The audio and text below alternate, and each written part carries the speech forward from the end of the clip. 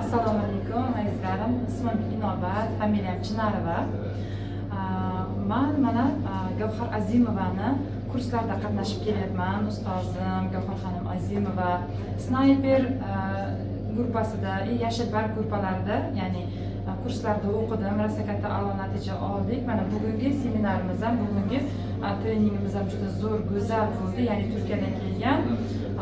Turkiyadan kelgan Fergana xonim keldilar. Numerologiya bo'yicha bizga bugun psixologiya, omad va pul kodlarimizni ochib berdilar. Bu kurslarga ham ochilib ketdim, Allohga shukr.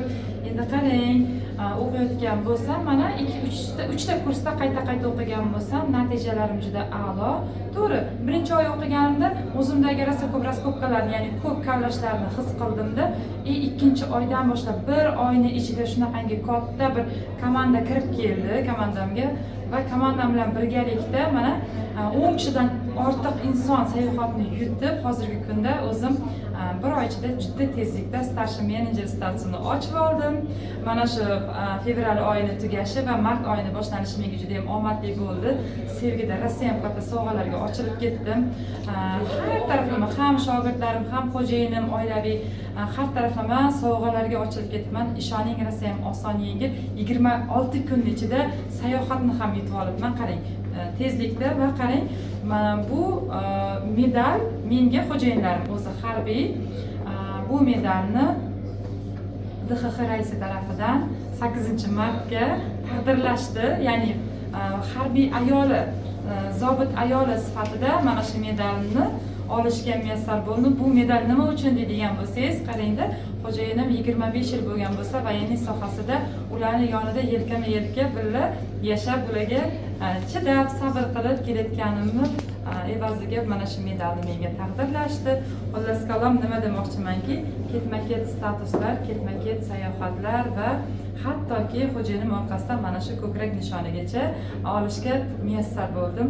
Buni albatta ketida, hammasini ketida miyamdan tozalanib ketgan negativlar, ya'ni miyamdan qancha negativlar chiqib ketgani sari hayotimga faqat go'zalliklar, yangiliklar kirib kelishni boshladi. Birinchi erishgan texnikam nima bo'ldiki, bizga berilgan uyimiz davlat uyi edi va u uy bizni nomimizga hech oformleniya bo'lmayotgan edi. Birdaniga o'sha uyni 3 kun yozgan bo'lsam, 4-kun уже %100 uyni bizning nomimizga sertifikatni berdi, o'tkazib berishdi. Hozirgi kunda davlat tarafidan men tekin uyga, ya'ni sovg'a uyga ham erishib turibman.